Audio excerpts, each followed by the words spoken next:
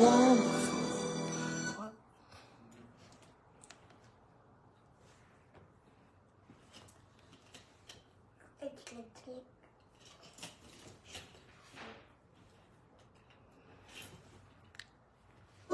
Donc, partagez le direct. Bonjour, bonjour, bonjour à tous.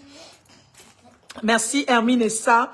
Je vais faire un petit direct parce que tout à l'heure, il y a l'éclipse qui est en train d'arriver. Donc, ce sera à 15h26, donc heure de Montréal. Donc, je vais rapidement faire un direct parce que j'ai promis le faire. Il y a des gens qui m'ont écrit, qui m'ont demandé comment recommencer dans la vie. Est-ce que c'est possible de quitter un mariage, de quitter un travail, de quitter une ville, de quitter un pays et de recommencer? Donc, on va aller très rapidement dans ce direct. Je vous prierai de partager ce direct. Ça sera vraiment un direct rapide. Partagez, envoyez les cœurs. Je sais que ces derniers temps, vous n'êtes pas très nombreux à me suivre. Je ne sais pas ce qui se passe. Mais en tout cas, je vous souhaite la bienvenue. Voilà, Marie-Claude Ndong dit ce n'est pas du tout évident.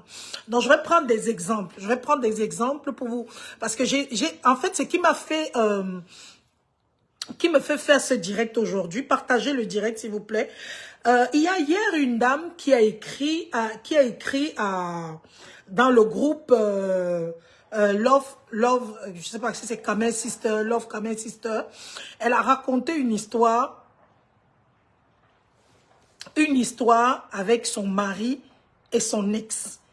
Donc, j'ai suivi l'histoire de cette dame, ça m'a tellement touchée et j'ai décidé d'en parler aujourd'hui avec le direct. Est-ce que c'est facile de recommencer? Tout d'abord, je vais commencer et je vais vous dire que je vais vous dire une chose aujourd'hui, c'est que recommencer n'est pas facile sur cette terre. Recommencer n'est pas facile. Son histoire est la suivante. Elle s'est mariée depuis pratiquement 5 ans avec un monsieur. Le mariage, tout se passe bien. Le mariage, l'amour et tout, tout est bien. Sauf que il y a son ex, l'ex de son mari, qui est toujours omniprésente dans leur relation. Elle raconte que il y avait une réunion de famille. Elle est venue à la réunion de famille. Elle est venue avec son mari à la réunion de famille. Elle a trouvé l'ex de son mari assise, qui avait pris place à côté des parents de son ex, à côté des parents de son mari. Quand elle arrive, elle essaye de trouver une place à son mari. Son mari s'assoit et elle veut s'asseoir à côté d'elle. La famille lui dit que c'est plutôt l'ex qui doit s'asseoir à côté de lui. Parce que la fille a gardé les relations avec son ex-famille. L'ex a gardé les relations avec la famille du mari de la dame. Maintenant, quand elle veut s'asseoir, bonsoir mamie Béné, quand elle veut s'asseoir, son mari lui dit, ce n'est pas là où tu dois t'asseoir. On lui demande d'aller s'asseoir très loin, loin de son mari. C'est comme ça que, voyant qu'elle a été, elle est humiliée, elle décide donc de se lever, elle dit qu'elle va rentrer. Bonsoir Miel des Champs. Elle dit qu'elle va rentrer. Elle sort pour aller prendre un taxi. Elle est venue en voiture avec son mari. Donc elle sort pour prendre une voiture, pour prendre un taxi. Son mari la suit devant tout le monde. Il la bouscule, la ramène et la gifle devant toute la famille et devant son ex. Et elle était enceinte. Elle dit qu'elle est sortie de là-bas, après l'avoir giflée, elle a décidé de partir malgré tout. Elle est rentrée, elle a pris ses affaires, elle a appelé son père, sa famille, on est venu la récupérer là-bas. Et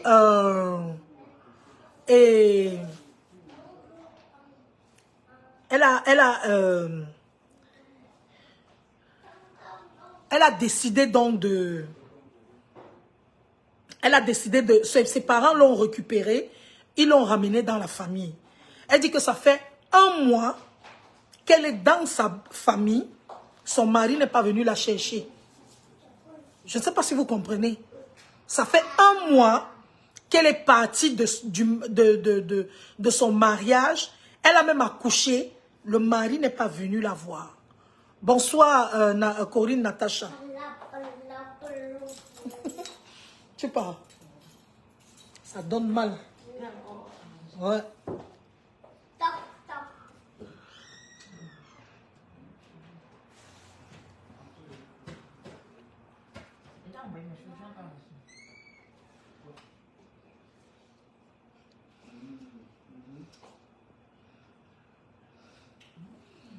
Est-ce que vous pouvez partager le direct?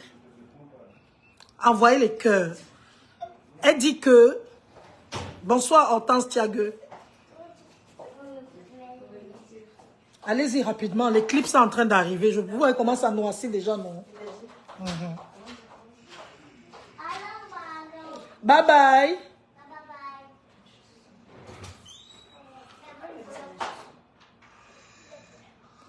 Partagez le direct, s'il vous plaît. Partagez le direct. Tu as mis tes babouches dans la chambre. Tu as poussé le pouf.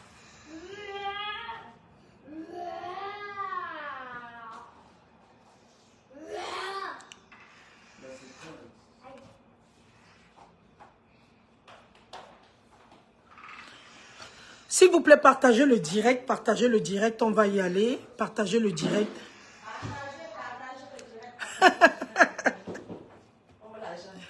Patricia. On partage. Tu veux faire un coucou?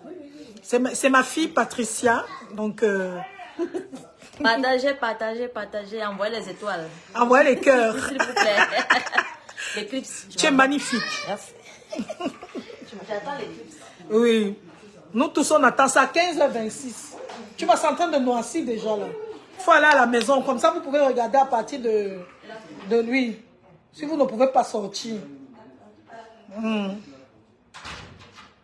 Partagez le direct, s'il vous plaît. Partagez le direct. La dame, Auré, s'il te plaît, ferme la porte, s'il te plaît, chérie. Ta porte, merci. Et celle-là, la porte d'entrée. Merci, chérie. Donc, l'ex est toujours dans la famille dans la famille. Et toute la famille préfère l'ex à la nouvelle. Elle dit que depuis la scène là, son mari l'a giflé devant son ex. Elle est quittée de là. Elle était enceinte. Elle était presque à terme. Elle est partie. Ses parents sont venus la chercher là où il y avait la réunion. Et elle est aujourd'hui... Elle dit ça fait plus de 2 mois qu'elle est partie. Son mari n'est jamais venu la chercher. Aucun membre de famille ne l'a appelé pour lui souhaiter, pour lui dire félicitations quand elle a accouché. Personne n'est venu lui rendre visite. Elle demande ce qu'elle doit faire. Est-ce qu'elle doit laisser le mariage? Est-ce qu'elle doit laisser le mariage pour recommencer? Il y a beaucoup de gens qui ont dit que non, il faut supporter, il faut supporter. Et moi, je vous pose la question. Parce qu'elle est dans ce direct aujourd'hui. Elle demande, qu'est-ce qu'elle doit faire? Tu as l'ex de ton mari qui est omniprésente dans la vie familiale. Elle est partout. Ton mari te tape devant ton ex. Elle pose la question, est-ce que je dois encore rester dans ce mariage ou bien je dois recommencer?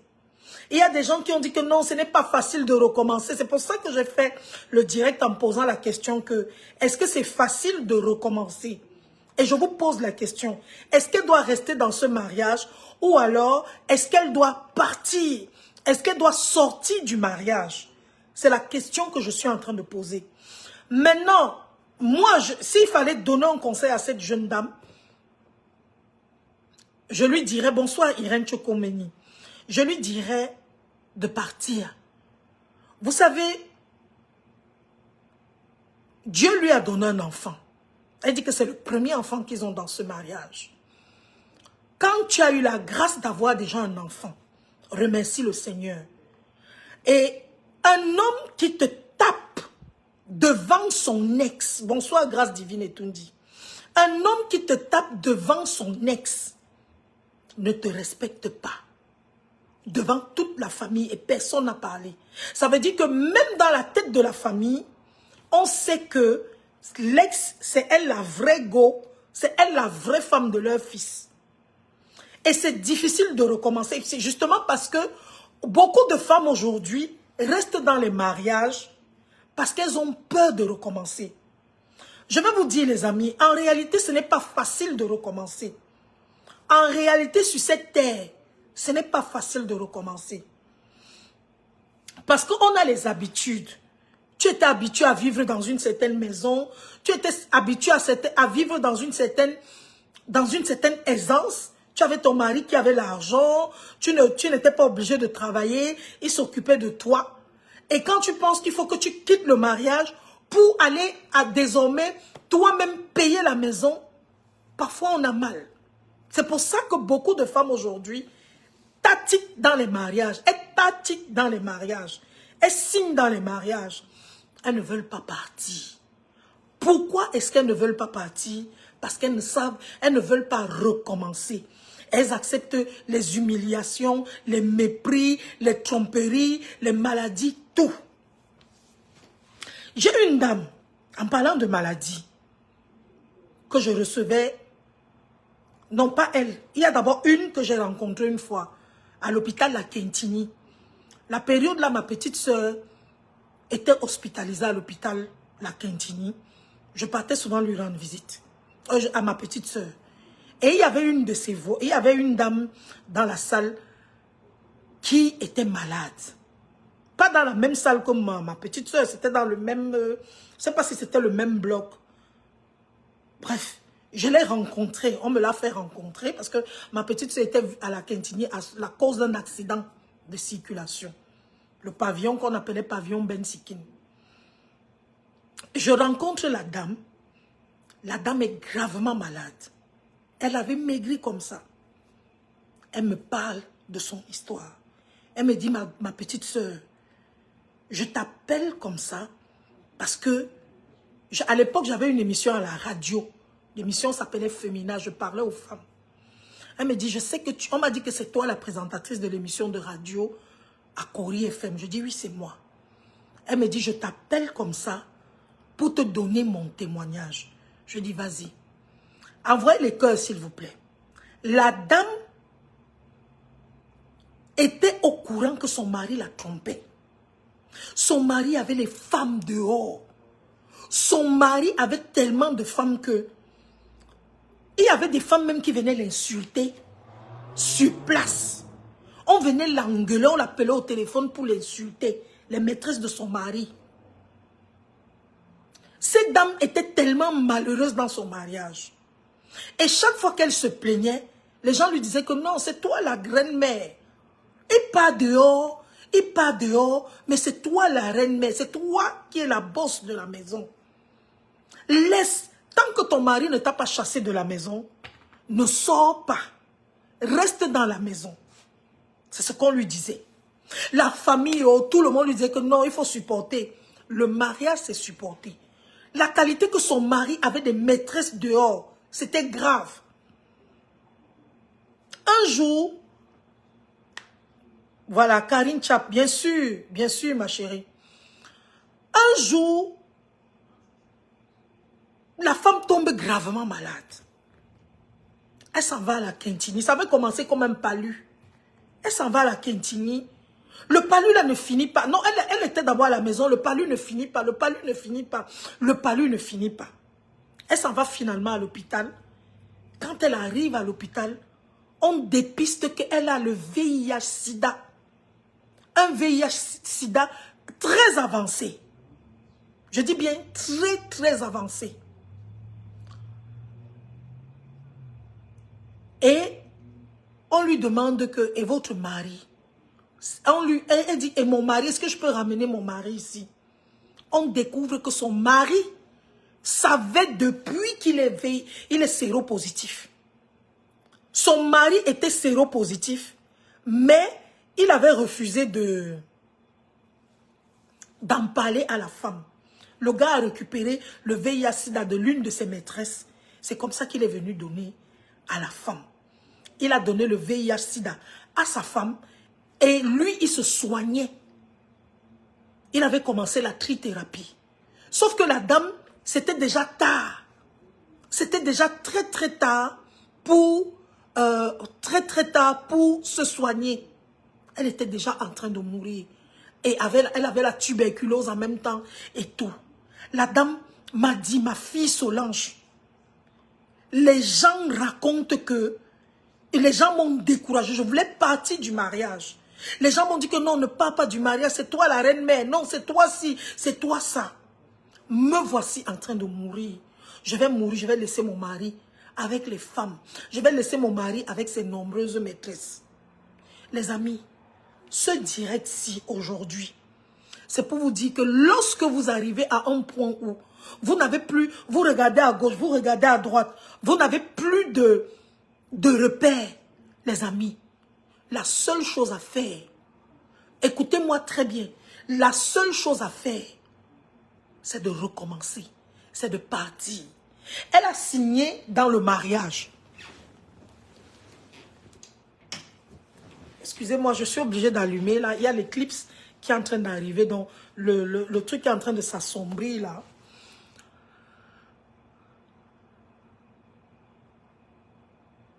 La dame est décédée quelques temps après.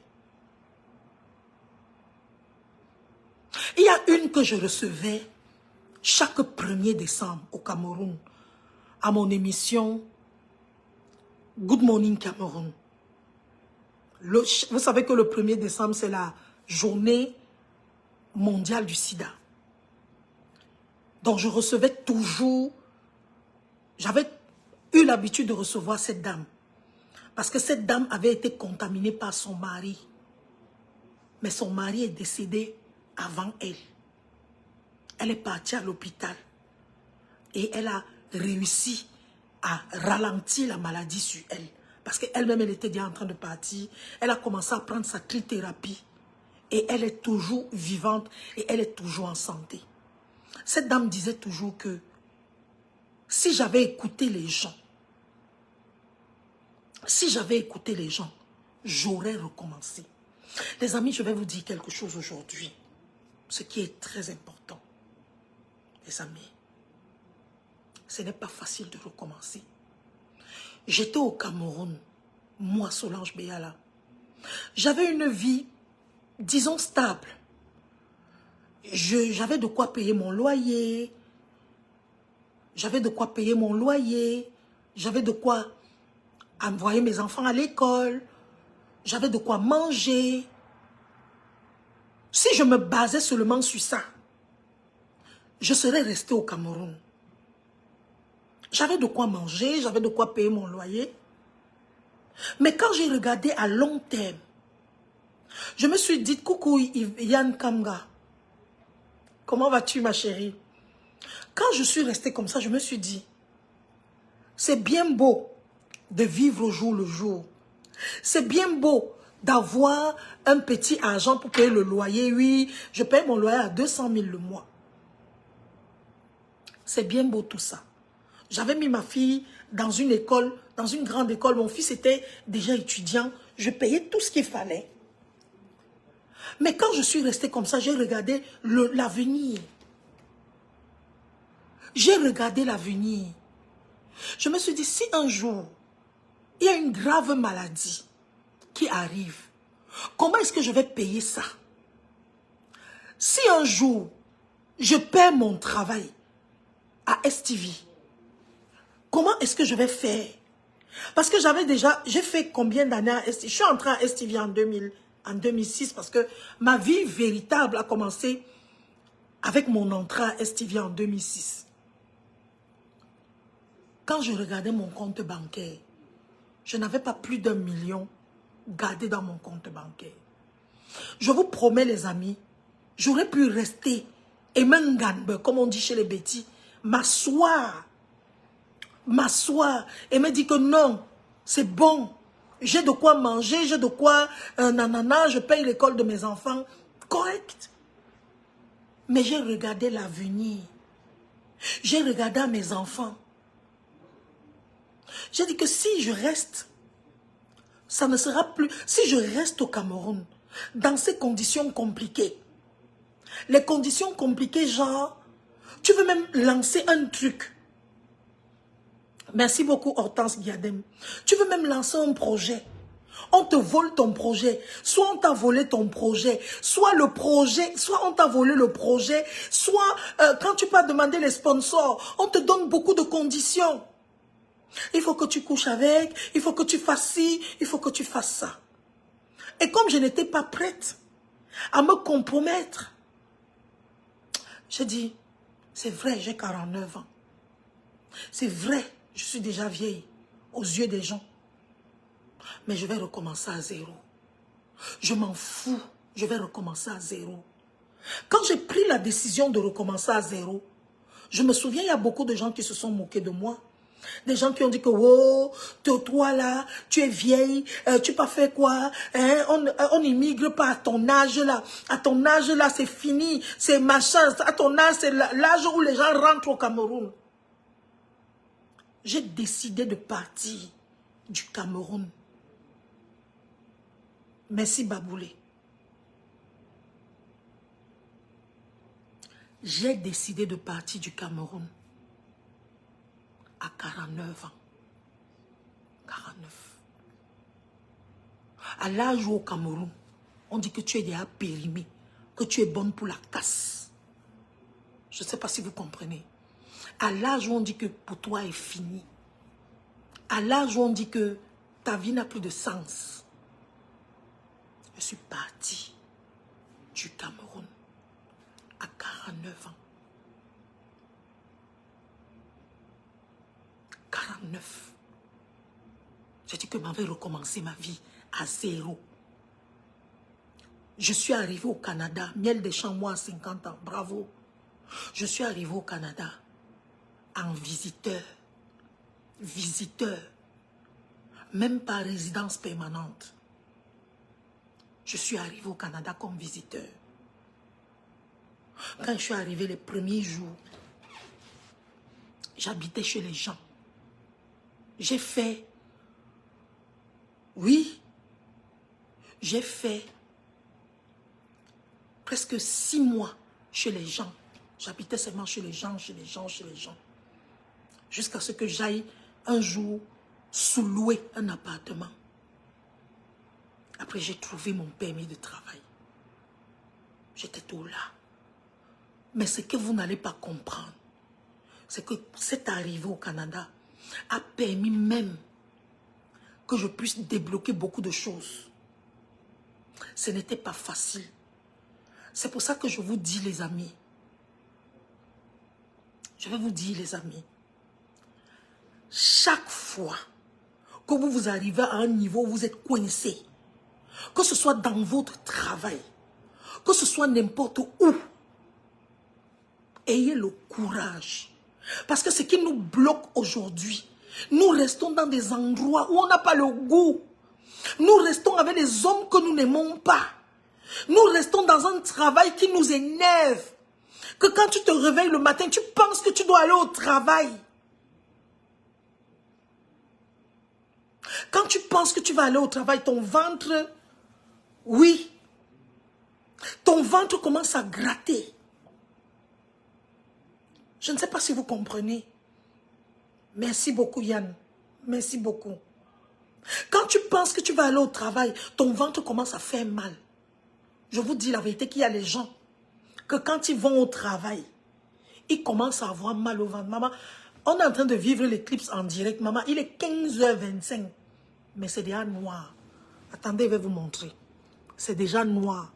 C'est ça ici. Je vous fais vivre ça très rapidement.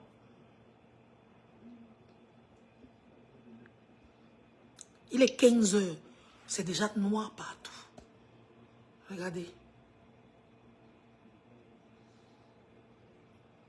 Il est 15h. C'est noir.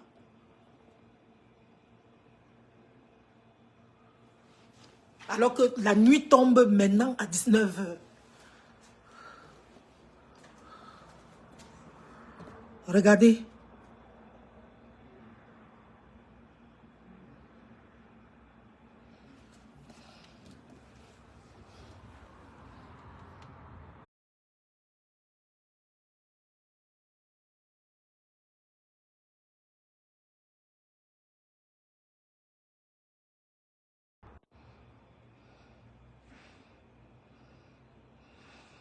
J'espère que vous êtes connectés. Envoyez les cœurs, pardon. J'ai eu un problème de connexion là.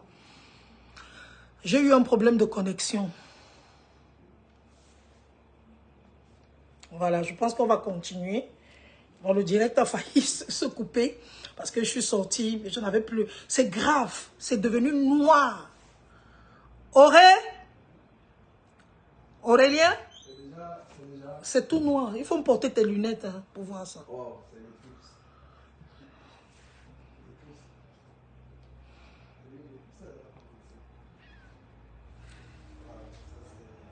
tu t'en vas le jour où tu te réveilles. c'est noir. Montre un peu.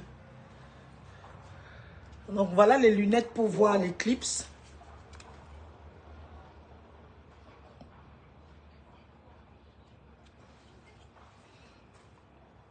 Ils sont déjà en bas, tous. Ah bon? Oui? Pardon, va regarder, tu filmes ça pour moi, s'il te plaît. Tout est noir, il est 15 heures. Est-ce qu'on peut avoir juste dès que je filme ça? Le ciel est en train de changer, hein? C'est déjà comme 20 heures. Waouh! C'est une fois tous les 30 ans.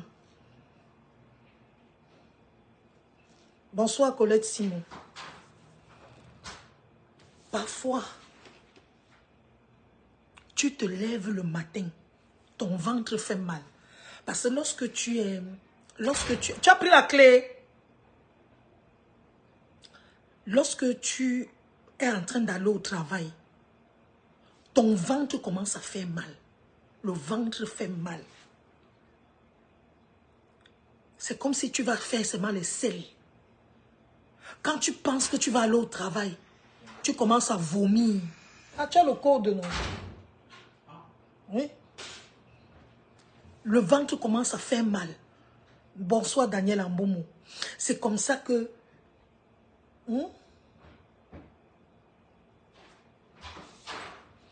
C'est comme ça que le ventre commence à faire mal.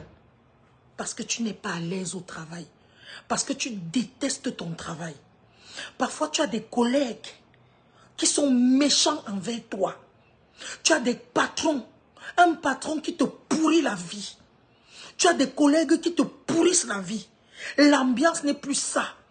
Quand tu penses à ton travail, tu te sens mal. Tu as envie de pleurer. Les amis, quand ça ne va plus, quand tu sens que tu n'es plus à l'aise dans ton travail, au lieu de forcer, parce que quand tu forces, tu donnes un mauvais travail. Quand tu forces, le résultat est nul. C'est comme ça que tu deviens médiocre. Tu deviens même mauvais. Et c'est pour ça aujourd'hui que je vais vous encourager. Lorsque ça ne va plus dans ta vie, tu sens que rien ne va, essaye de faire une remise en question.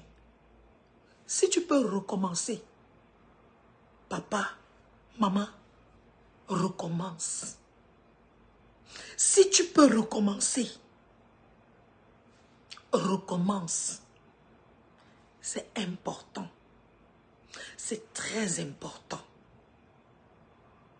Ne restez pas dans les faux trucs qui vous embrigadent. Ne restez pas dans ça. Non, je ne peux pas vivre sans lui. Je ne peux pas vivre sans elle. Mais tu es malheureux. Tous les jours, tu pleures. Tous les jours, tu souffres. Tous les jours, tu es malheureux. Mais c'est toi qui es toujours dans la même chose. Et pourtant, tu aurais pu partir. Parce que là où nous sommes là, il y a des gens qui sont dans des mariages. Excusez-moi, je ne prêche pas le divorce. C'est pour ça que je vous ai toujours dit, les amis, que dans la vie, avant de s'engager dans le mariage, s'il vous plaît, prenez le temps de jeûner, de prier, de demander à Dieu de vous conduire. Parce que nous sommes souvent dans le mariage attirés par le physique. Le gars est choco, il est beau, il est mignon. Il a les tablettes de chocolat, il fait rêver. Il a les tatouages. Le gars est comme un boy. Il me faut un gars comme ça. Non, mon gars porte les costumes, il est mignon, il est grand de taille, il fait rêver. Mais, est-ce que c'est la personne pour toi? La fille là, elle est belle, elle est bien bâtie, maman, les formes de ça, les fesses sont rebondies, les pieds arqués, maman, le teint de la gloire glorieuse. Voilà les choses qui font souvent que les gens se marient. Les gens se marient pour ces raisons-là. Il est mignon, maman, il a un bon porte-monnaie, il gagne bien son argent, sa vie est belle, il est de bonne famille, c'est un gars bien, vraiment, je pense que je vais faire ma vie avec lui. Mais pose-toi la question, est-ce que je suis prête à accepter ses défauts? Parce que c'est bien beau, on est mignon, gars. Il est mignon, il a les tablettes de chocolat, il fait rêver. Je n'ai pas dit que ceux qui sont mignons ne sont pas aussi de bons maris. Non. Et parfois même c'est mignon à nos yeux. Parce que je connais beaucoup de beaux gars qui sont sérieux. Penses-tu que la prière peut être une solution que de partir? Karine, la prière peut être une solution. Si et seulement si cet homme-là ou cette femme-là est l'homme de ma vie, est la femme que Dieu avait réservée dès avant la fondation du monde pour moi. Parce que la Bible nous dit que Christ, Dieu nous connaissait dès avant. Il dit à Jérémie, avant que tu ne sois dans le sein de ta mère, je te connaissais. Donc Dieu connaît chacun d'entre nous. Et Dieu a réservé quelqu'un pour nous quelque part. Si c'est l'homme que Dieu avait réservé pour toi, tu peux prier et il change. Bonsoir Elisabeth Zanga. Mais si ce n'est pas l'homme de ta vie, je vais vous raconter une histoire. Je vous ai déjà parlé de cette histoire-là. Envoyez les cœurs, partagez le direct. C'est l'histoire d'une dame. Je vous ai dit qu'elle est venue sur mon plateau. Elle est venue à STV me rendre visite un jour. J'avais terminé l'émission. Ceux qui étaient à STV avec moi peuvent vous dire, chaque fois que je terminais une émission, il y avait toujours une personne dans la salle d'attente pour moi. Masso, je suis venue te voir. Tata So, je suis venue te rencontrer. Chaque jour, les gens venaient me rencontrer pour me parler de leurs problèmes. Et le problème de cette dame était le suivant. Elle n'avait pas de problème, elle avait un témoignage à me donner. Le mari de cette dame était un bordel numéro 1. Quand vous entendez que bordel, le genre d'homme qui tire, sur tout ce qui bouge sur tout ce qui tire. Donc on tire sur lui, il bouge. Et lui-même, il tire sur tout ce qui bouge. C'était le genre d'homme-là.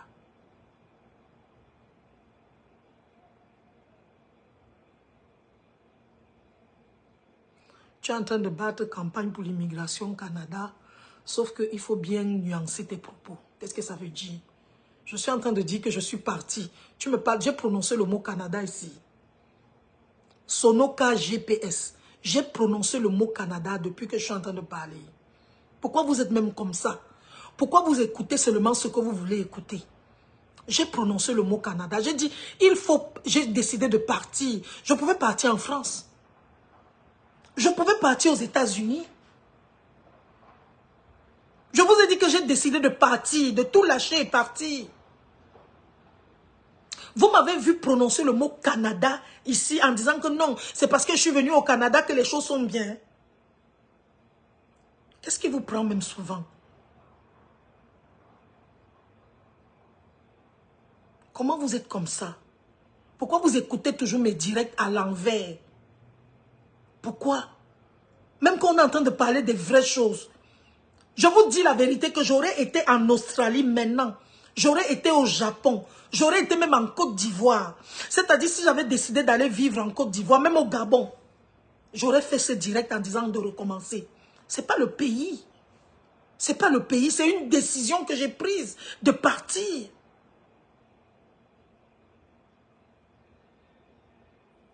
Le thème de ce direct, c'est est-ce que c'est facile de tout recommencer? Qui a parlé du Canada? Ou tu as eu l'impression que j'ai parlé du Canada?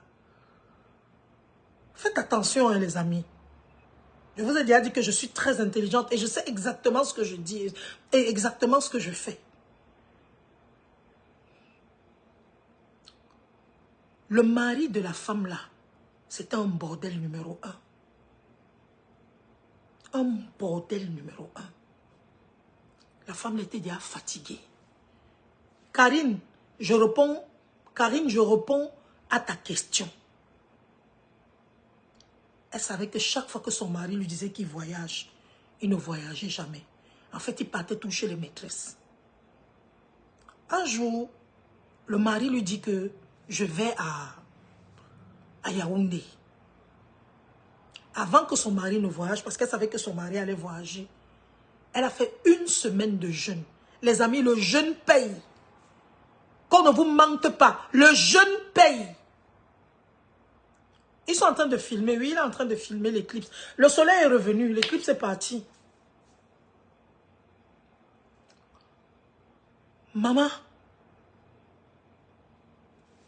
la femme a mis ses genoux au sol.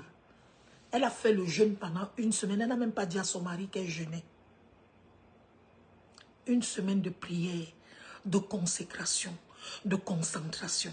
1 semaine de lamentation devant l'Éternel. C'est comme ça que son mari dit qu'il s'en va à Yaoundé. C'est elle qui a accompagné même son mari le jour-là. Devant le portail, elle a fait la valise, tout.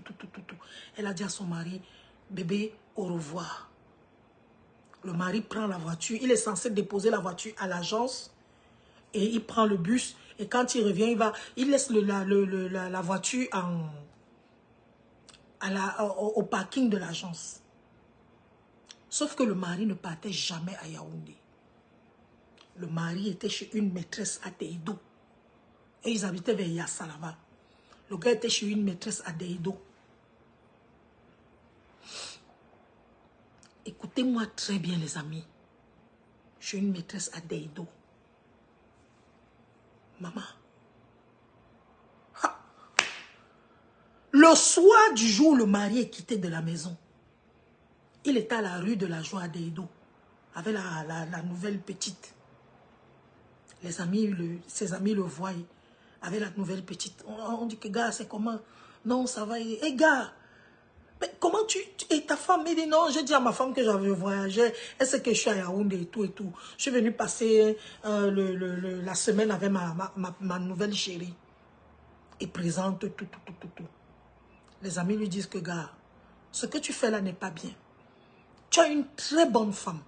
Tu as une femme qui te supporte, une femme que tu as épousée, tu n'étais rien. La femme est toujours avec toi. Elle t'a soutenu, tu n'avais même pas 5 francs. Le foirage, tout.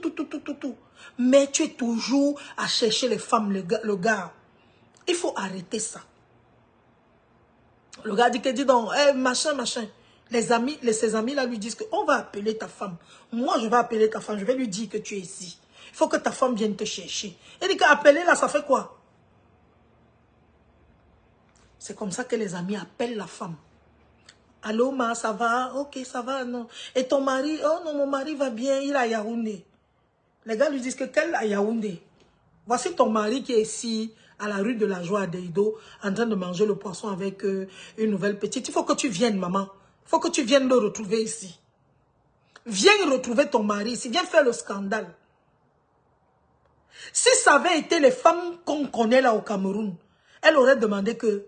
Ou alors, si c'était la sœur de Elimba, dans la bataille des chéris, elle aurait dit que donne-moi l'adresse, indique-moi où il est. Ils sont dans quel bar? À la rue de la Joie. Je vais démarrer la voiture, je vais venir. Non. Elle a dit à ses amis que je ne vous ai jamais envoyé surveiller mon mari. Quand mon mari a quitté la maison, il m'a dit qu'il s'en va à Yaoundé. Et je suis Je sais que mon mari à Yaoundé, mon mari va rentrer. Elle a raccroché, elle a dit, avant de raccrocher, elle a dit ne m'appelez plus jamais. Elle a raccroché le téléphone. Elle a continué ses prières comme si de rien n'était. Son mari savait qu'on venait d'appeler sa femme. Mais il est resté ailleurs. Il a vécu d'abord ce bon moment à la rue de à Deido, là où il était soi-disant en congé.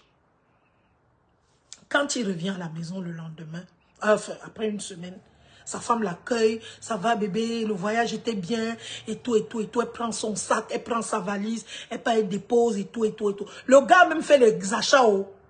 Il a acheté le pain, il a acheté des choses, les bobolos, machin, tout, tout, tout, tout, tout. Il a ramené. La femme a pris, elle a mis dans la cuisine. Hey! Maman Nangaï. Le mari est au courant que sa femme, le mari est au courant que sa femme sait qu'il n'a pas voyagé. Le mari commence à s'embrouiller. La femme ne montre rien. Ni de colère. Elle ne parle pas. Le gars dit que la fille, c'est sûr qu'elle me calque. Elle a un piège. Sauf qu'il s'est rendu compte qu'elle était vraiment sérieuse. La dame était vraiment sérieuse.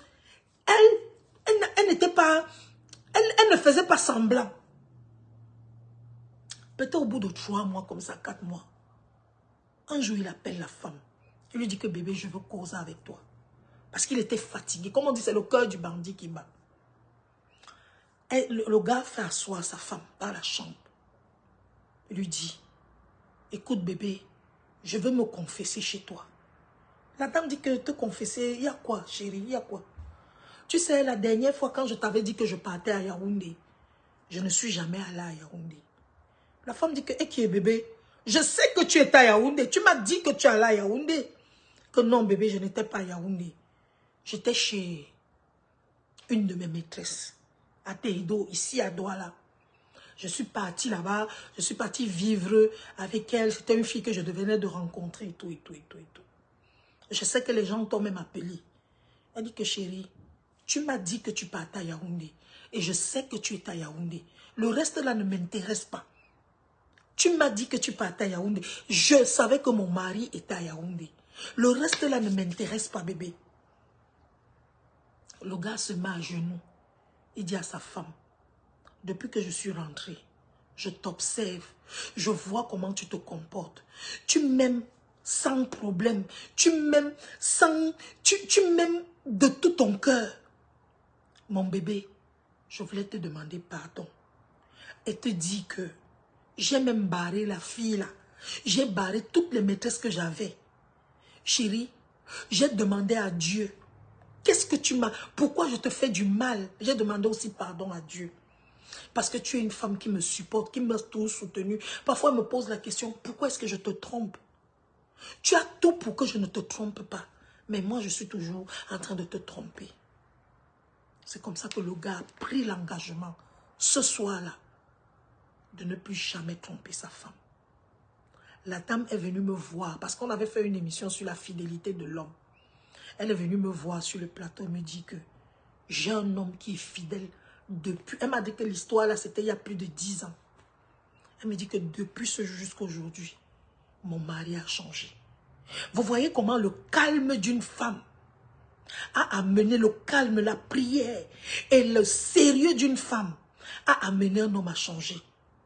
Mais nos femmes que nous connaissons, les femmes qu'on connaît là, dans notre pays partout, quand son mari devait rentrer, ça devait d'abord être la bagarre. Elle devait l'accueillir en route. Oui, tu étais où? Hein, tu es parti où? Hein, machin, machin, un bandit. Un machin. Organiser les réunions de famille. Aller se plaindre. Aller parler de son mari par-ci, par-là. Appeler les amis. Non. Elle a décidé de gérer son dossier elle-même. Elle a dit, je ne fais appel à personne. Je vais gérer moi-même mon dossier. Et mon dossier va marcher. Parce qu'elle savait en qui elle avait cru. Oui, la prière peut changer un homme volage, à condition que cet homme était l'homme destiné pour toi. Comme on dit, que l'homme était ton Adam. Parce que chaque Adam a son Ève et chaque Ève a son Adam. Parce que la Bible nous dit qu'au début de la création, Dieu a créé l'homme seul.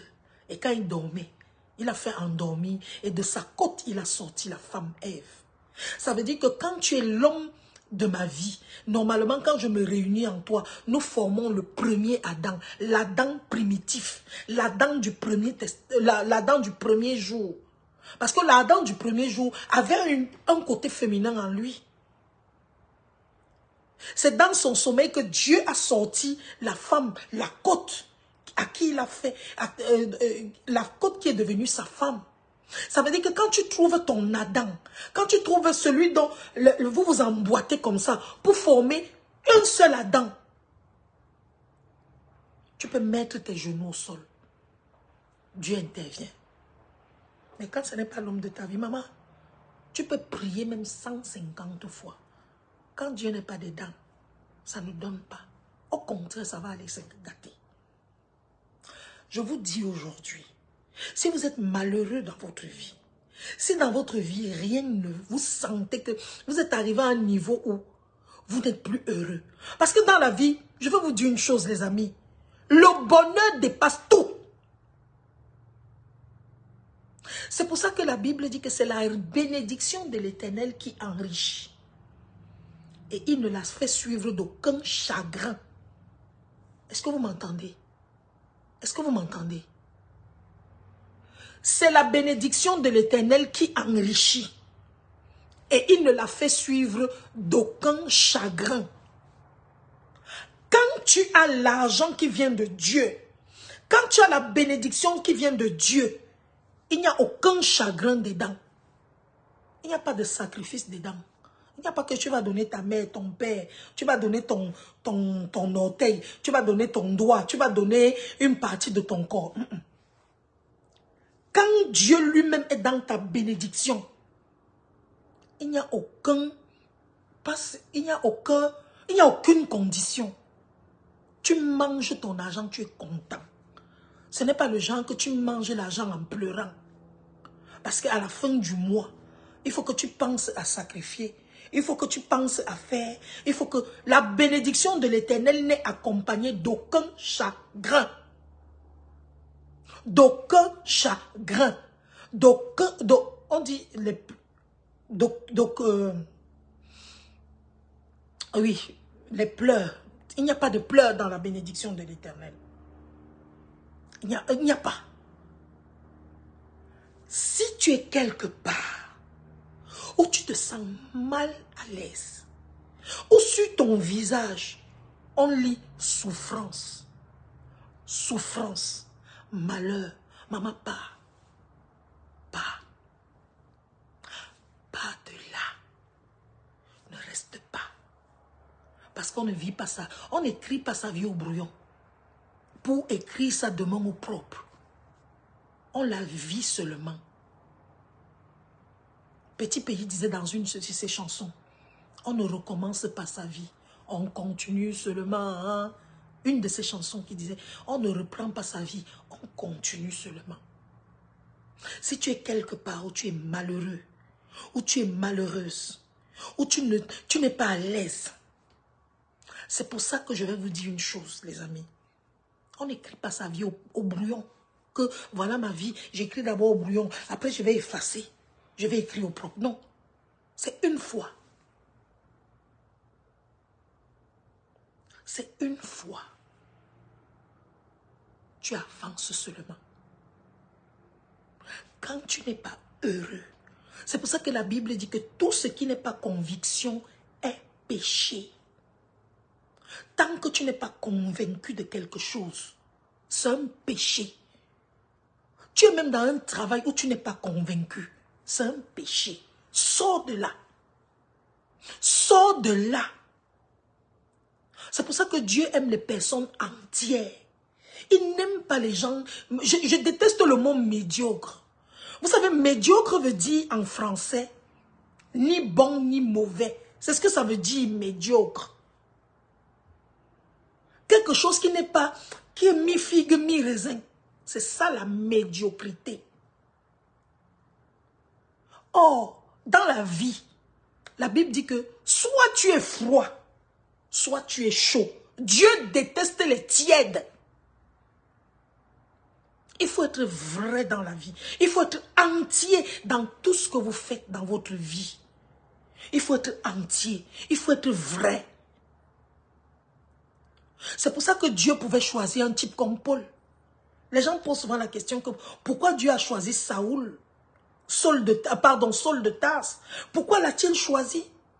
Il l'a choisi parce que dans la méchanceté de Saul de Tarse était entier. Son objectif, c'était de tuer les chrétiens. Et il faisait bien son travail de tuer les chrétiens. Dieu voulait un gars qui était chaud bouillant. Parce que Dieu aime ça. Que même quand tu veux faire les choses, tu fasses ça bien. C'est pour ça qu'il a choisi Saul. Parce que Saul était un gars très entier. Il était engagé. C'est pour ça que Dieu a dit que bon, comme tu es engagé là, c'est toi qui vas prendre. Le même engagement que tu as dans le monde là, c'est le même engagement que tu auras dans mon ministère.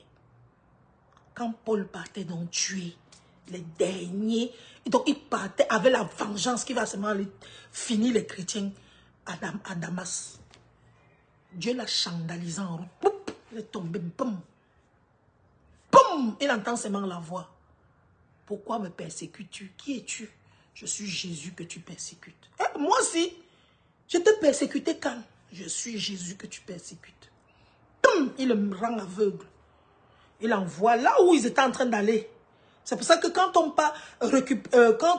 quand Paul s'en va chez Ananias pour la prière, ils ont peur parce qu'ils savent que Paul, il avait une réputation.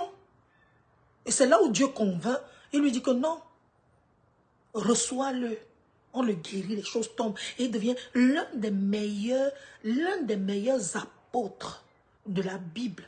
C'est Paul, ancien tueur des apôtres, ancien tueur des chrétiens. Dieu aime toutes les personnes qui font les choses avec le cœur, les gens qui sont vrais. Dieu n'aime pas travailler avec les hypocrites. Dieu ne travaille pas avec les hypocrites. Pas qu'il n'aime pas. Il ne travaille pas avec les hypocrites. Il ne travaille pas avec les gens qui ne sont pas engagés. C'est pour ça que dans tout ce que nous devons faire, faisons-le avec un engagement. Soyons vrais dans tout ce que nous faisons. Si tu es un menteur, sois un vrai menteur. Si tu es un voleur, sois un vrai voleur. Si tu es une personne honnête, sois honnête, vrai. Voilà ce que Dieu nous demande. Et c'est pour ça que je parlais de recommencer. Quand à un moment, tu sens que tu n'es plus dans ça, quand tu sens que tu deviens des hypocrites, quand tu sens que tu es déjà en train de forcer, que tu forces le sourire, que tu forces tout. Moi, j'avais senti. J'ai créé l'émission de rendez-vous à STV en 2013. Je suis à Equinox. Je suis en train de terminer à Equinox. On me recrute à nouveau à STV. Quand on me recrute, on me demande de proposer des émissions. Je propose 3 émissions de rendez-vous, Love Night et de meeting qui est devenu plus tard ça débat. Je propose 3 émissions à mes patrons.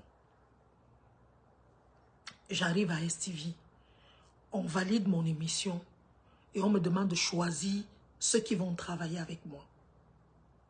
Je choisis les personnes que vous connaissez qui travaillaient avec moi. J'avais d'abord choisi une autre personne qui a désisté la veille du début de l'émission.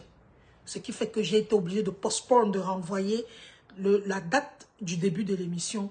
Et j'ai trouvé un 3e, celui qui allait remplacer. C'est comme ça que je suis celle qui a créé l'émission, la présentatrice principale de l'émission, la host de l'émission. Et je prends à côté de moi 2 chroniqueurs. Chacun a son rôle dans l'émission. On lance l'émission le 21 mai 2014, le lendemain du 20 mai. le 21 mai 2014, je lance Love Night avec mes 2 acolytes qui ont pour rôle d'être chroniqueurs et non des co-présentateurs. Ils sont chroniqueurs dans cette émission. Au début, l'idée première, c'était que chacun vient à son tour, faire sa chronique et il part. Finalement, j'ai dit que je vais un peu m'inspirer de Cyril Hanouna, être la présentatrice principale et puis avoir les autres qui sont sur le plateau tout le long de l'émission. On lance l'émission. L'émission marche très bien. Sauf qu'avec le temps, mes ennemis vont aller maintenant titiller ces 2 personnes qui sont sur le plateau et ils vont créer des antagonismes qui vont se voir jusqu'au plateau. Parce qu'en réalité, ces 2 personnes qui étaient sur le plateau avec moi, au départ, n'avaient pas de mauvais esprit. C'est les gens au quartier qui les appelaient pour dire que, mais comment est-ce que Solange Béala, elle est sur le plateau avec vous? Elle veut montrer que c'est elle qui connaît. Oui, c'était moi qui connaissais. C'est moi qui ai créé l'émission. C'était mon émission. Ce n'était pas l'émission de quelqu'un. C'était la mienne. J'étais auteur-compositeur de l'émission. Avec les rubriques, même le choix des génériques, Nami. C'était mon émission, ce n'était pas l'émission d'Stevie. C'est moi qui l'ai créée. C'est comme ça qu'ils ont commencé à changer. Et puis je remarquais l'animosité sur le plateau. Je fais tous les efforts. Je voyais les regards méchants, les regards mauvais qu'on me lançait. Moi, je suis une personne très naïve. Je prends tout le monde tel qu'elle est. J'organise des réunions où je voudrais que nous tous, nous faisons bloc pour que la hiérarchie, le jour de la réunion, tout le monde me lâche. Je dis, ok, c'est pas grave. Je supportais. J'ai supporté à la 5e année, j'ai supporté à la 6e année, j'ai supporté. En 2022, en mai 2022, je suis partie en France en vacances. J'arrive en France, je fais 1 mois de vacances. Quand j'arrive là-bas, les gens m'appellent, on me raconte, parce que je ne regardais pas Stevie. Stevie n'était plus dans le bouquin en France. Donc je ne regardais pas les émissions. Avant de partir, d'abord, j'ai eu un problème. Il y a eu un problème où un de mes acolytes m'a manqué de respect en pleine réunion. C'est comme ça que je prends la décision de ne plus venir sur le plateau. Mais je laissais encore une petite porte parce que je me disais que ça peut changer. Quand j'arrive en France, on m'appelle et on me raconte quelque chose qui s'est passé sur le plateau. C'est comme ça que je décide de ne plus jamais mettre les pieds sur ce plateau. Je rentre en juin. Je m'en vais directement. Quand j'avais encore 2 semaines de vacances, parce que j'avais demandé 1 mois et demi de vacances, j'ai fait 1 mois à Paris et je suis rentrée. J'avais encore 2 semaines à la maison. Je suis restée à la maison 2 semaines. Et quand je reprends l'émission, quand je reprends le chemin de la télé, le jour où je dois recommencer l'émission, je ne viens pas sur le plateau. Je m'en vais voir les boss, je leur dis, moi je ne veux plus cette émission-là. Les gars sont dépassés. Solange, c'est toi qui as créé cette émission, pourquoi tu ne la veux plus? Je dis, monsieur, je ne veux plus. Je ne suis plus à l'aise sur ce plateau. J'en ai marre des faux regards. J'en ai marre de tout ce que j'entends. J'en ai marre de tout ce que je vois. Je ne veux plus de cette émission, monsieur. On me dit, non, Solange, tu ne peux pas partir. C'est toi qui l'as créée. C'est toi l'âme de l'émission. Je dis, je ne la veux plus. On me dit, non, est-ce que tu veux qu'on renvoie les autres pour que tu fasses une nouvelle équipe? Je dis, je ne veux plus. Je ne veux plus. Comme ils voulaient cette émission-là, je leur laisse avec cette émission. J'ai lavé les mains sur mon émission que j'ai créée. Ça passe encore à Stevie.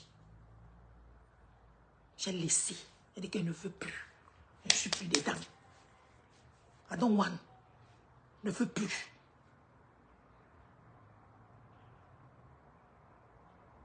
L'art de la démission, c'est aussi l'art de recommencer. Beaucoup de gens ne savent pas démissionner. Les gens s'asseyent. Comme on dit, c'est seulement le caterpillar qui va m'enlever. Na caterpillar go move me. Je suis partie. Oh! Depuis le jour où je suis partie du plateau là, Jusqu'à aujourd'hui, aucun de mes collègues là ne m'a jamais appelé au téléphone pour me dire que Masso, c'est comment tu ne reviens plus sur le plateau. Ça les a arrangés. J'ai compris qu'il fallait que je parte de cette émission. Mon salaire était divisé en deux. Parce que de rendez-vous, c'était l'émission qui me donnait le plus d'argent à STV. Parce que c'était une quotidienne. J'ai dit que je préfère. Mon salaire était divisé en deux. Mais j'ai dit que je préfère la paix.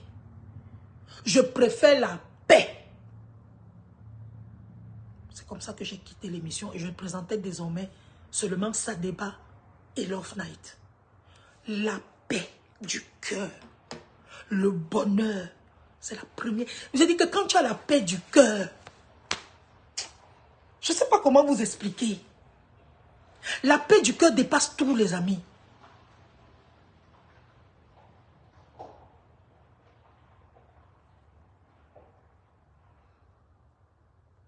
Merci beaucoup Miel de Champ. Bonne journée. Bonsoir Aïssa. C'est pour ça que quand ça ne va pas, maman recommence. Recommence. Ce n'est pas facile. C'est une décision importante. Recommencer. J'ai laissé. J'ai laissé. Et aujourd'hui, quand j'ai laissé cette émission-là, je me sentais tellement bien. Quand j'ai laissé ça, j'ai aussi appelé Elie Martial Dada de Métis Express. J'ai dit à Elie Martial Dada que je ne veux plus me lever tôt le matin à 6 h pour aller à la télé. Parce que mon corps ne supportait. Maman, on a fait toutes les réunions, Karine. À la réunion, là, c'est un manque de... On me manquait même de respect. J'ai décidé de partir. J'ai dit que je pars. Tu sais, la télévision, ce n'est pas comme... La télévision, ce n'est pas comme le simple travail. Parce que la télévision, c'est comme l'actorat. Et pour être un bon acteur, il faut être à l'aise. Quand ça ne donne pas, tu ne peux pas bien jouer. Nous étions sur le plateau, nous parlions, on se regardait droit dans les yeux. Bon, même si on arrangeait, ça ne devait rien faire. Il y avait quelque chose qui était déjà brisé. Merci Annette. Donc voilà ce que je voulais vous dire aujourd'hui. Les gens m'ont posé la question, est-ce que c'est facile de recommencer? C'est facile si et seulement si vous avez la volonté de recommencer. Si tu veux vraiment recommencer, tu vas recommencer. Tout dépend de toi. Je dis bien, tout dépend de toi. Si tu sens que tu n'es plus bien quelque part, pars. Je vous ai déjà parlé de l'anecdote de la bouteille.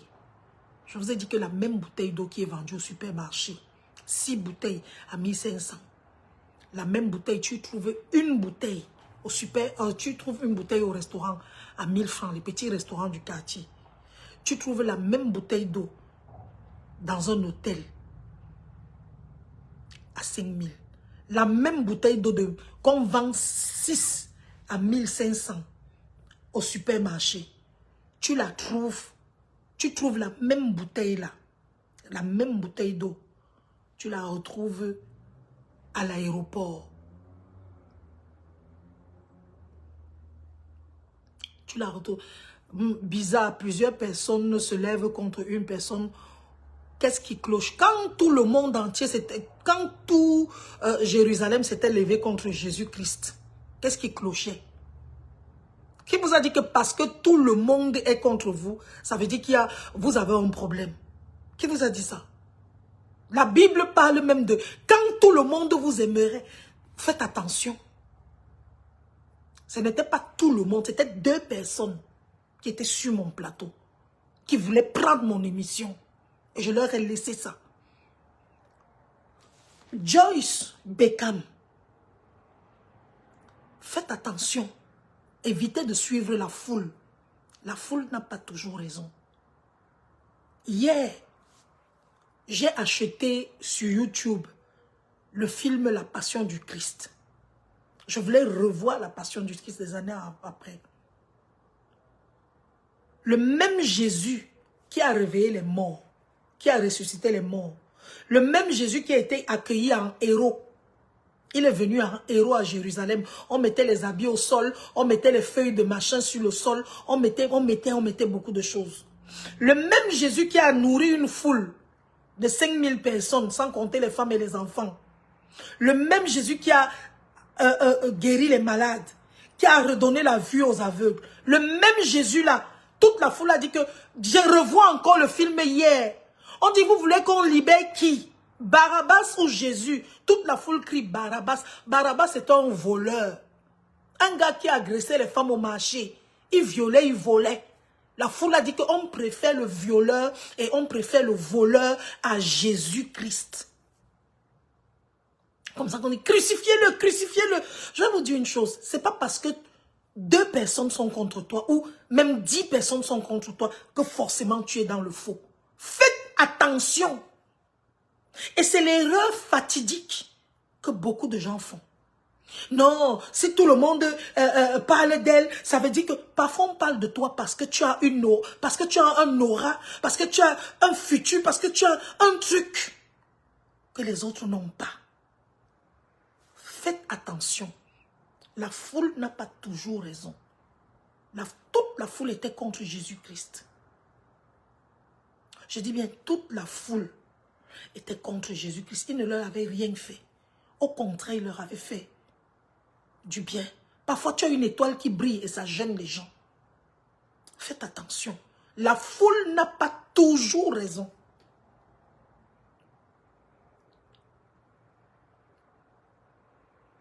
C'est pour ça que le psaume dit que 1000 tombent à mon côté, 10 000 à ma droite, je ne serai pas atteint. La foule n'a pas raison. Ce n'est pas parce que 2 ou 3 personnes sont contre une personne que la personne est fautive. Parfois 2 personnes, 3 personnes se réunissent contre toi.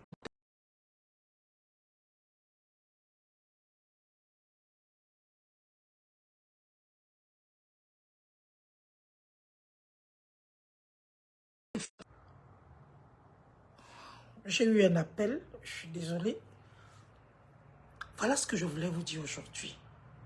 Ayez les pieds sur terre, comme je vous dis toujours.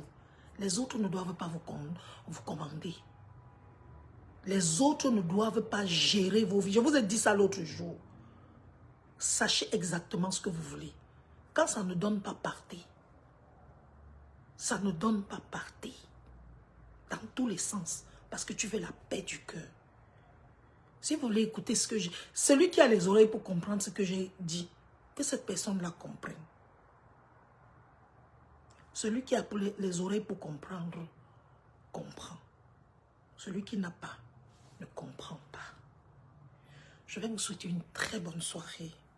Bien des choses à vous. Nous, ici, il est quelle heure? Nous, ici, il est...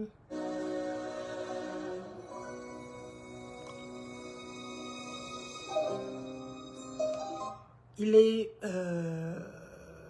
16h11. Le soleil est revenu encore. L'éclipse est passée. Donc, je vais vous souhaiter bien des choses. Donc, que Dieu vous bénisse. Et puis, n'oubliez pas de vous enregistrer. N'oubliez pas de vous enregistrer. Regardez, le soleil est revenu. Le soleil est revenu. Les choses de Dieu. Voilà. N'oubliez pas, pour ceux qui veulent s'inscrire sur les cours, sur l'art de parler en public, donc la formation parler en public, il y a la formation de 3 mois, il y a la formation de 6 mois et il y a la formation de 1 an. La formation de 1 an, c'est pour qu'à la fin, vous devenez vous-même un animateur, un journaliste et tout et tout. Donc, on vous apprend l'art de parler en public. Donc, c'est chez Eyelid Global. Pour ceux qui veulent vraiment s'inscrire pour ces cours, j'ai déjà beaucoup de gens qui m'ont écrit depuis le dernier direct, des gens qui m'ont écrit.